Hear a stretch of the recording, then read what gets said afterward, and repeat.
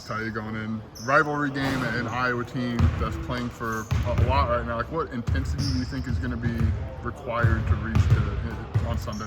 Yeah, I mean, like you said, they're fighting for their NCAA tournament live, you know, so but we're fighting for seeding too, so we got a lot on the line as well. So competitive 2 days of practice. We've been getting after it. We know it's a big game, so we just got to go on with high intensity. How much has loose balls, playing hard, been an emphasis since that Purdue game? Oh, yeah, absolutely. We know we can't let that happen again, just like those little plays.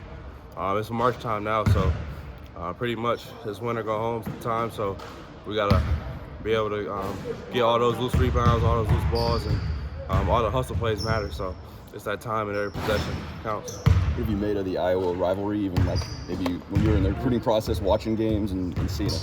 Man, it's electric. I mean, I remember going into their place last year and just remembering how the fans were and how electric it was in there. And even when they came here, you know, so it's great. And I'm excited. We're excited. I think we play really well when we're against the odds and away team's turf. So. Coach has talked about the abruptness of the end. I mean, there's only a couple of games left here that are guaranteed for you guys. How are you embracing that as a player group?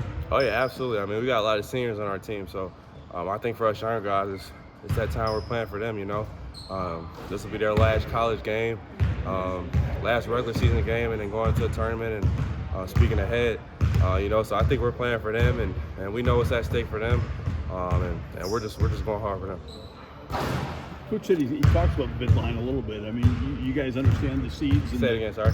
Coach said he kind of talks about the bids and the seeds, and that's something you guys, I don't know if you're into bracketology, but you pay attention to. Yeah, I mean, Coach talks about it here and there, and it's definitely something big, especially how they're fighting for their lives. And, I mean, we're fighting for seeding, so it's just as important as us to get this win. So, like I said earlier, we're just attacking everything, you know. So. Is there a maturity that comes with being able to understand the seeding and not getting so wrapped up in it that you press or anything? Does that make sense? Like, you feel like an older team or even you, like, kind of know? Oh, yeah, absolutely. And I would say Coach does a great job, not harping over it, but he speaks on it from time to time and just lets us know it's important.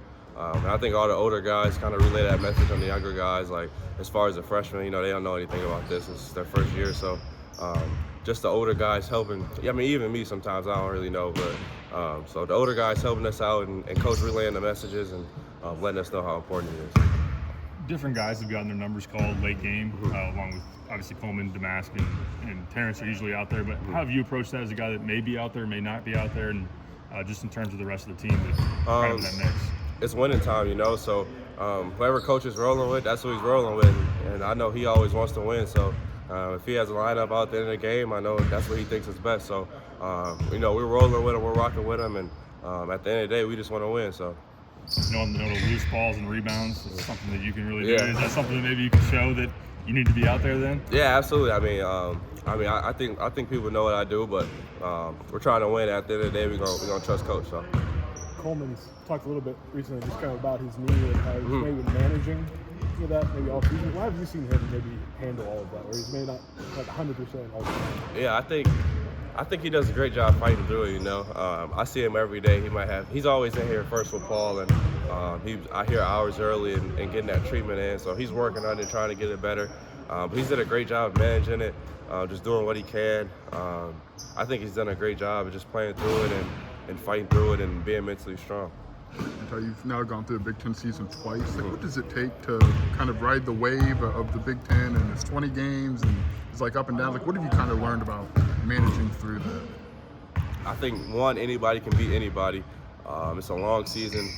You know, you're gonna get every team's best every night. Very physical, you know. So I think just being prepared and learning how to stay together and can't take a day off, whether it's in practice or off day. Just staying consistently ready and having that mental. How would you describe Coleman's personality? Kind of a unique question. Yeah. Like, who is Coleman both on and off the court?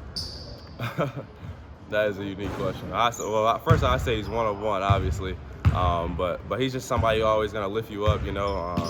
And it may not be like, hey, you having a bad day, like, I hope you have a better day. Like, he gonna make a joke or something just to, you know, brighten the room. And I would say that he brightens the room on the court, off the court. when things are going bad on the court, he's gonna say something, so you know it's not that bad, and you know, so he brightens your day for sure. How have you seen him kind of handle some scrutiny or some different? He's active on social media, which is great, right? It's also can be a detriment. How have you seen him handle all of that? Yeah, he does the social media stuff and things like that, but he knows when to put a limit to it for sure. So I would say that about him. You know, he knows when to take things seriously and when he can troll around with things. So yeah. In his journey, like, what do you think this last run for him means? Knowing he's been here for 4 years and he's one of one for that, right? Oh, yeah. There's no one else in his shoes like that. I mean, it's huge. I mean, him and Quincy went out to breakfast. I think it was like last week, and just the love that Illini fans show, you know, because he's loyal. He's loyal to them, and they're loyal to him, and it shows, you know. So this is huge for him. It's his last regular season and his last run in March Madness. So like I said, the younger guys, we're just trying to help him and, you know, help him leave his legacy. Just kind of watching him work out. I saw a video of Chester dunking yesterday. Did you know that was still part of his?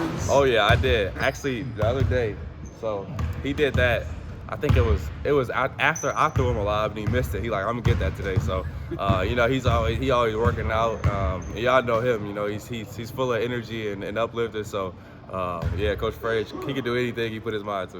What's that? Just that energy? Like, what's the value of that when you're in? It's like it's long season, Oh, yeah. right? Like when you have a coach who just seems like he's pretty amped up all the time. Like, what's that do for you guys? It's somebody who balances it out and equals it out. You know, Coach might get on us real hard, and you gotta go. Coach Frey is clapping and telling us, let's go, like, let's get it stopped. You know, and I think that does a lot for a lot of us, especially the young guys. You know.